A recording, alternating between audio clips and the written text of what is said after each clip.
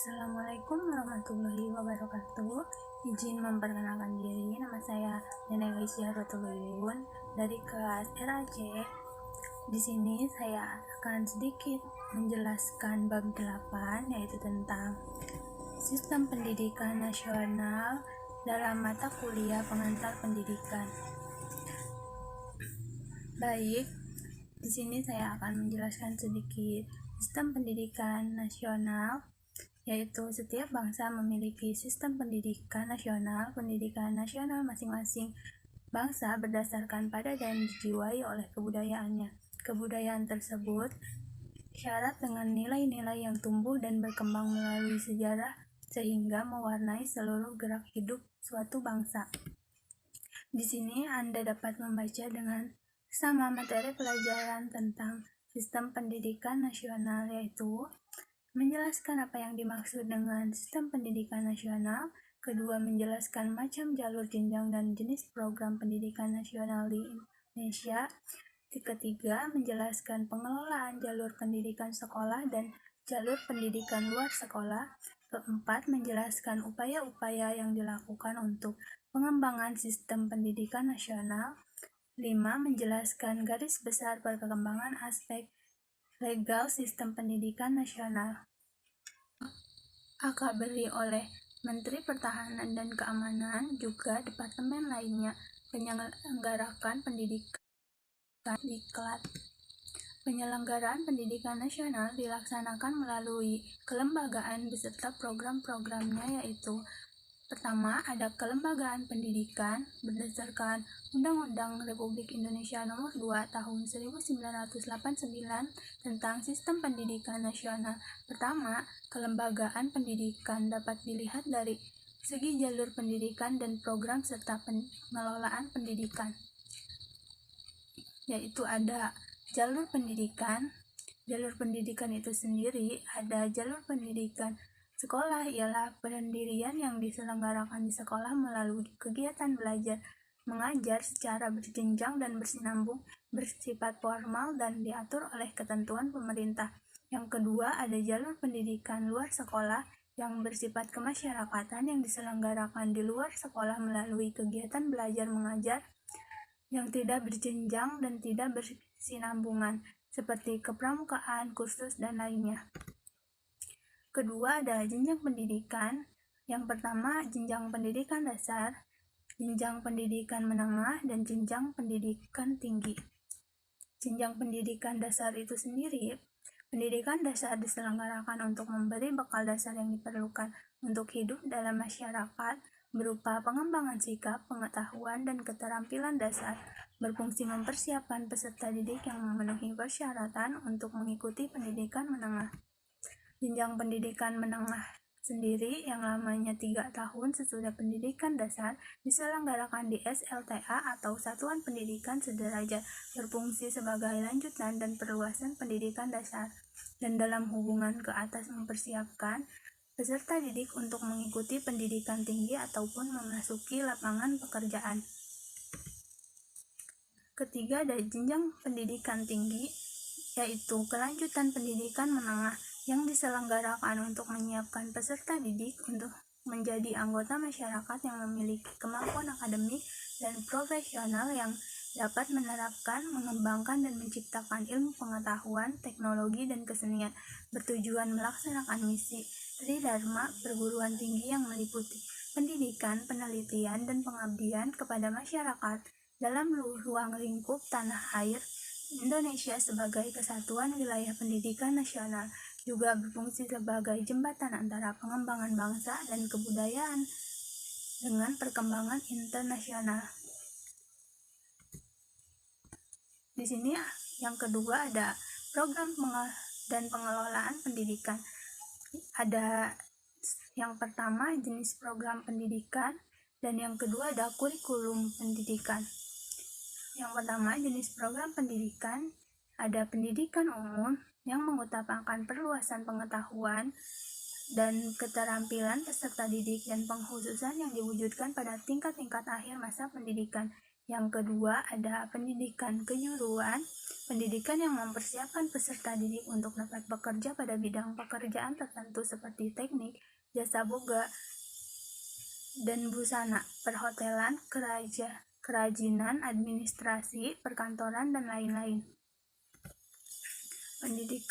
Ada juga pendidikan luar biasa, pendidikan khusus yang diselenggarakan untuk peserta didik yang menyandang kelainan fisik dan mental, yaitu program untuk anak tunanetra, tunarungu, dan tunadaksa, serta tunagrahita. Pendidikan kedinasan, yaitu pendidikan khusus diselenggarakan untuk meningkatkan kemampuan dalam pelaksanaan tugas kedinasan bagi pegawai dan calon pegawai suatu departemen pemerintahan atau lembaga pemerintah, dan departemen pendidikan keagamaan, pendidikan khusus yang mempersiapkan peserta didik untuk dapat melaksanakan peranan yang menuntun penguasaan pengetahuan khusus tentang ajaran agama. Kedua, ada program kurikulum pendidikan, yaitu kurikulum nasional dan kurikulum muatan lokal. Kurikulum nasional, tujuan pendidikan nasional dinyatakan di dalam Undang-Undang Republik Indonesia Nomor 2 Tahun 1989 Pasal 3 yang menyatakan: pertama, terwujudnya bangsa yang cerdas; kedua, manusia yang utuh, beriman dan bertakwa kepada Tuhan Yang Maha Esa; ketiga, berbudi pekerti luhur; keempat, terampil dan berpengetahuan; kelima, sehat jasmani dan rohani; keenam, berkepribadian yang mantap dan mandiri; ketujuh, bertanggung jawab pada masyarakat dan kebangsaan. Kaitan antara tujuan kurikulum nasional dengan satuan pendidikan dapat dilihat dalam bagan berikut. Yang pertama ada filsafat atau dasar negara, yang kedua ada tujuan pendidikan nasional, ketiga tujuan institusional, keempat ada tujuan kurikuler, dan terakhir ada tujuan instruksional. Di sini ada muatan kurikulum muatan lokal, yaitu latar belakang menunjukkan bahwa setiap daerah di wilayah tanah air Indonesia memiliki ciri khas mengenai adat istiadat, tata cara dan tata krama pergaulan, kesenian, bahasa, lisan maupun tulisan, kerajinan dan nilai-nilai kehidupan masing-masing, keanekaragaman budaya, lingkungan sosial, dan kondisi alam. Itu merupakan kekayaan hidup bangsa Indonesia. Oleh karena itu, perlu dilestarikan dan dikembangkan melalui upaya pendidikan. Pengertian muatan lokal, yaitu muatan lokal adalah program pendidikan yang isi dan media penyampaiannya dikaitkan dengan lingkungan alam, lingkungan sosial, dan lingkungan budaya, serta kebutuhan daerah.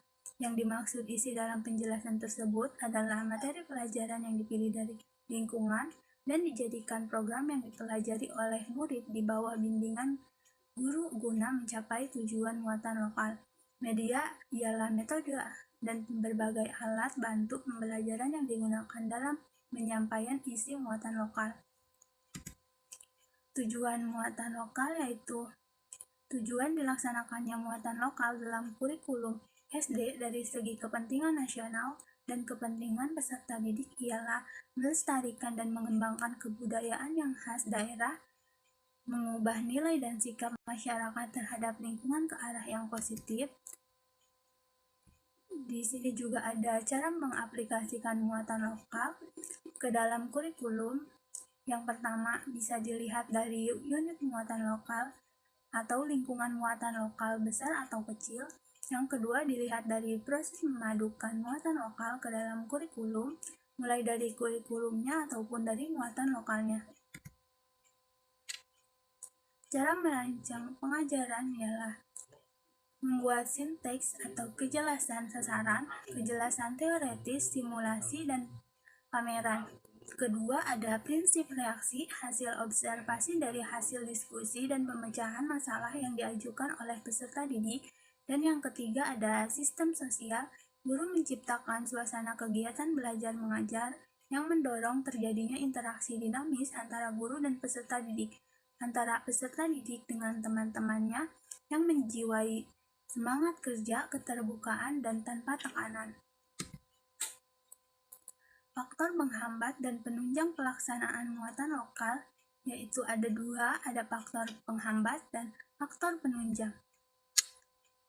Faktor penghambat yang pertama yaitu sifat dari pelajaran muatan lokal bagian besar memberi tekanan pada pembinaan tingkah laku efektif dan psikomotor. Kedua, dilihat dari segi ketenagaan atau pelaksanaan muatan lokal memerlukan pengorganisiran secara khusus karena melibatkan pihak-pihak lain selain sekolah. Yang ketiga, dilihat dari proses belajar mengajar menggunakan pendekatan keterampilan proses dan CBSA. Yang keempat, sistem ujian akhir dan ijazah yang diselenggarakan di sekolah-sekolah pada umumnya. Yang kedua, ada faktor penunjang. Pertama, adanya keinginan dari kebanyakan peserta didik untuk cepat memperoleh kerja dan pekerjaan apapun yang membawa hasil. Kedua, materi muatan lokal yang dapat dijadikan sasaran belajar cukup banyak tersedia. Yang ketiga, ketenagaan yang bervariasi atau lintas sektoral dan narasumber. Yang keempat, adanya muatan lokal yang tercantum sebagai materi kurikulum dan sudah terlaksana secara rutin. Dan terakhir, adanya media massa khususnya media komunikasi visual seperti TV dan video sudah tidak sulit untuk dimanfaatkan. Di sini juga ada upaya pembangunan pendidikan nasional, yaitu ada dua, yaitu pertama jenis upaya pembaruan pendidikan dan yang kedua dasar dan aspek legal pembangunan pendidikan nasional. Jenis upaya pembaruan pendidikan selalu menghadapi tantangan baru karena masyarakat selalu mengalami kemajuan dengan serta-merta timbulnya kebutuhan-kebutuhan baru. Untuk menghadapi tantangan baru itu, pendidik upaya melakukan pembaruan dengan menyempurnakan sistemnya. Yang pertama, pembaruan landasan yuridis, kedua, pembaruan kurikulum, ketiga, pembaruan pola masa studi, dan yang keempat, pembaruan tenaga kependidikan. Di sini juga ada dasar dan aspek legal pembangunan pendidikan nasional, yaitu berupa ketentuan-ketentuan yuridis yang menjadi dasar, acuan, serta mengatur penyelenggaraan sistem pendidikan nasional seperti Pancasila, Undang-Undang Dasar 1945, GWHN, Undang-Undang Organik Pendidikan, Peraturan Pemerintah, dan lain-lain. Di dalam semua ketetapan itu terlihat adanya kesimpulan yang mencakup program utama pembangunan pendidikan, yaitu pertama, perluasan dan pemerataan kesempatan mengikuti pendidikan, peningkatan mutu pendidikan, peningkatan relevansi pendidikan, peningkatan efisiensi dan efektivitas pendidikan, pengembangan kebudayaan, dan pembinaan generasi muda. Untuk menyongsong laju pembangunan nasional, maka upaya penyempurnaan Undang-Undang Organik Bidang Pendidikan dilakukan terus, dan sebagai hasil lahirnya Undang-Undang Republik Indonesia Nomor 2 Tahun 1989 tentang Sistem Pendidikan Nasional, undang-undang tersebut sampai saat ini sudah berhasil dilengkapi dengan sejumlah peraturan pemerintah sebagai penjabaran pasal-pasal tertentu dari Undang-Undang Republik Indonesia Nomor 2 Tahun 1989 tersebut. Peraturan pemerintah dimaksud yaitu PP Nomor 27 Tahun 1990 tentang pendidikan prasekolah, Peraturan Pemerintah Nomor 28 Tahun 1990 tentang pendidikan dasar, PP Nomor 29 Tahun 1990 tentang pendidikan menengah, dan PP Nomor 30 Tahun 1990 tentang pendidikan tinggi, PP Nomor 38 Tahun 1992 tentang tenaga kependidikan, PP Nomor 73 Tahun 1991 tentang pendidikan luar sekolah, dan PP Nomor 39 Tahun 1992 tentang peran serta masyarakat dalam pendidikan nasional. Adapun kelebihan-kelebihan yang terkandung di dalam Undang-Undang Republik Indonesia Nomor 2 Tahun 1989 itu sebagai pencerminan adanya perkembangan aspek legal sistem pendidikan dapat dilihat dari bab DC butir C2 tentang pembangunan sistem pendidikan nasional khususnya mengenai aspek yuridisnya. Pendidikan nasional Indonesia memiliki ciri khas sehingga berbeda dengan sistem pendidikan nasional bangsa lain. Kekhasan ciri sistem pendidikan nasional Indonesia tersebut tampak pada landasan dasar penyelenggaraan dan perkembangan. Landasan dan dasar menjiwai sistem pendidikan, sedangkan pola penyelenggaraan dan perkembangannya memberikan warna atau coraknya. Penyelenggaraannya terwujud pada jalur, jenjang, dan jenis pendidikan, karena pendidikan berfungsi menyiapkan sumber daya manusia untuk pembangunan, sedangkan pembangunan sendiri mengalami perkembangan, maka sistem pendidikan nasional juga selalu dikembangkan. Pengembangan sistem pendidikan nasional mesti berdasar kepada aspek legal. Cukup sekian dan terima kasih. Assalamualaikum warahmatullahi wabarakatuh.